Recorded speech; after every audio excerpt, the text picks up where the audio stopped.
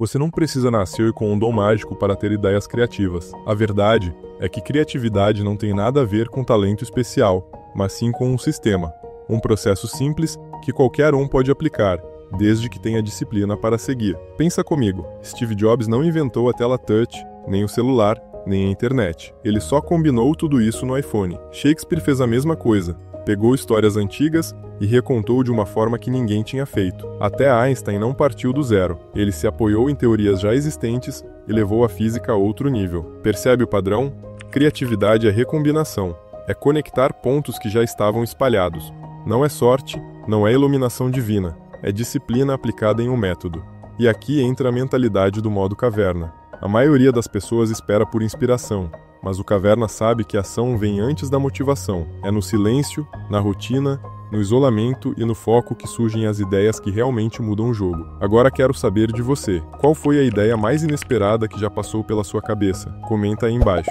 E já aproveita para deixar o like e se inscrever no canal, porque aqui a gente constrói conhecimento junto e fortalece a comunidade da caverna. Se tudo que eu falei até agora fez sentido, você deve estar se perguntando: ok, mas como eu aplico isso na prática? Como eu posso me tornar alguém que tem ideias criativas o tempo todo, sem depender de talento ou inspiração? A resposta está em um processo simples chamado empilhamento de ideias, e funciona em 3 passos muito objetivos: absorver, registrar e conectar. Passo 1. Absorver sem parar. Leia, assista, ouça e experimente. Encha sua mente com fontes diversas de conhecimento. Cada livro, cada conversa, cada experiência nova é como adicionar uma peça ao quebra-cabeça. Quanto mais peças você tiver, mais combinações será capaz de criar. Mas tem um detalhe crucial. No modo caverna, absorver sem agir é cair na armadilha do modo sobrevivência. Ou seja, você consome informação, mas não faz nada com ela. Isso é ilusão de progresso. Então absorver é importante, mas só tem valor se for acompanhado de criação. Passo 2. Registrar ideias. Não confie na sua memória. Anote tudo. Pode ser em um caderno, no celular, no Notion, onde for. Não importa se a ideia parece desconexa ou boba. Uma frase de um amigo, um conceito de marketing, um detalhe científico, tudo vale. Aqui entra a disciplina do caverna, guardar a munição mental. Porque quando a batalha pela criatividade começar, você vai ter arsenal. Passo 3. Buscar conexões inesperadas. Essa é a parte onde a mágica acontece. É olhar para 2 ou mais ideias que não parecem ter nada a ver e se perguntar: e se eu misturar isso? O que acontece se aplicar aquela ideia neste problema? É exatamente aqui que a inovação nasce. Esse processo é simples, mas poderoso. E o ponto central é que ele exige consistência. Não adianta empilhar 1 ou 2 ideias de vez em quando. É disciplina diária. Assim como no modo caverna, em que cada ritual fortalece sua mente e seu corpo, o Idea Stacking fortalece sua capacidade criativa. O melhor, você não precisa esperar a inspiração chegar. Você cria um sistema que gera resultados previsíveis. E isso é exatamente o que diferencia quem fala em mudar de vida e quem realmente muda. Se criatividade é a arte de recombinar ideias, então a absorção é a coleta da matéria-prima. Só que aqui existe um detalhe crucial. Não é qualquer tipo de absorção que gera resultado. Estudos em psicologia cognitiva mostram que as pessoas mais criativas não são necessariamente as que sabem mais sobre um único assunto, mas sim aquelas que exercitam o cérebro em campos diferentes. Esse fenômeno é chamado de input diversity. Quanto mais variado for o material que você consome, mais chances tem de conectar pontos improváveis. Pensa em Leonardo da Vinci. Ele não era só pintor. Estudava anatomia, engenharia, astronomia, filosofia, e justamente por cruzar esses campos conseguia criar obras e invenções que ninguém imaginava. Steve Jobs, em Stanford, fez aulas de caligrafia sem utilidade prática. Anos depois, isso virou a base para a tipografia diferenciada do Macintosh. Ou seja, o que você absorve hoje pode parecer inútil agora, mas pode ser a fagulha de algo revolucionário amanhã. Mas aqui está o perigo. Absorver não é consumir distração. Redes sociais, memes e conteúdos rasos dão a ilusão de aprendizado, mas no fundo são só calorias vazias. Você se sente cheio, mas continua sem energia real para criar. É como viver de fast food mental. A absorção precisa ser intencional.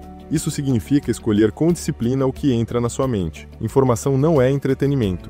Informação é munição. Então, como aplicar isso? Leia sobre áreas fora da sua zona de conforto. Assista documentários que não têm nada a ver com seu trabalho. Converse com pessoas de contextos diferentes. Experimente atividades novas. Quanto mais diverso for o repertório, mais rico será o arsenal criativo que você terá para recombinar depois. Resumindo, absorver é como coletar as peças de Lego do seu cérebro. Se você só tem peças iguais, sempre vai montar as mesmas estruturas, mas se tiver formatos e cores variadas, pode construir castelos que ninguém nunca imaginou. Absorver é fundamental, mas não adianta nada se você deixa tudo perdido na sua cabeça. O cérebro humano tem uma limitação clara, a chamada memória de trabalho. Pesquisas em neurociência mostram que ela só consegue reter, em média, 7 informações ao mesmo tempo. Isso significa que se você não registrar suas ideias, elas evaporam em minutos. Os maiores gênios da história entendiam isso intuitivamente. Leonardo da Vinci carregava cadernos onde anotava desde esboços anatômicos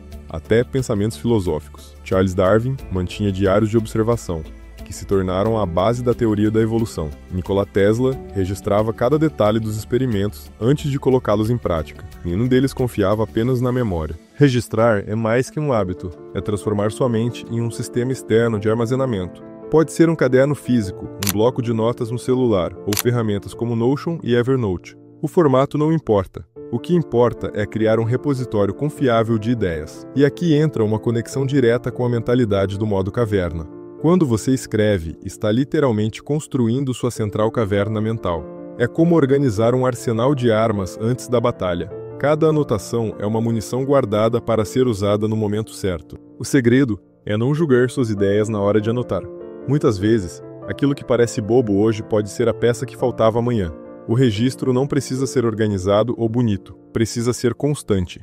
Um truque prático é criar categorias simples, insights aleatórios, ideias para projetos, observações pessoais, referências externas. Essa organização mínima já facilita muito quando você voltar para buscar conexões. Resumindo, confiar na memória é como entrar numa guerra sem armadura. Registrar é assumir o controle.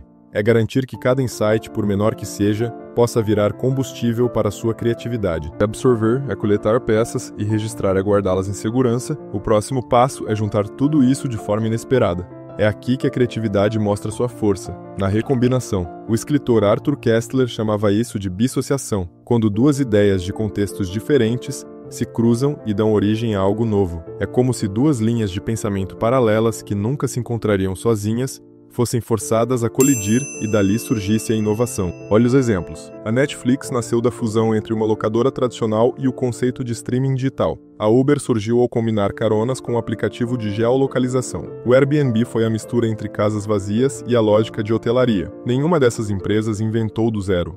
Todas surgiram de conexões inesperadas entre ideias antigas. Esse processo também vale para a vida pessoal e profissional. Muitas vezes, você já tem as peças. Só falta parar, olhar com calma e perguntar: e se eu juntar isso com aquilo? Um exemplo simples: a ideia de gravar um podcast. Normalmente eles acontecem em estúdios fechados. Agora, e se você cruzar esse formato com a lógica dos vlogs, que acontecem em ambientes externos? Um podcast em uma floresta, numa estação de trem abandonada, ou até em meio às ruas de uma cidade movimentada. Isso não exige gênio criativo. E aqui entra novamente a mentalidade do modo caverna. Inovar exige disciplina e inconformismo. Disciplina, porque você precisa estar sempre coletando e registrando ideias para ter material. Inconformismo, porque só quem não aceita o óbvio consegue enxergar o que os outros ignoram. O mais importante, não espere que as conexões venham sozinhas. Provoque-as. Pegue sua lista de ideias, escolha duas que parecem sem relação e force o encontro.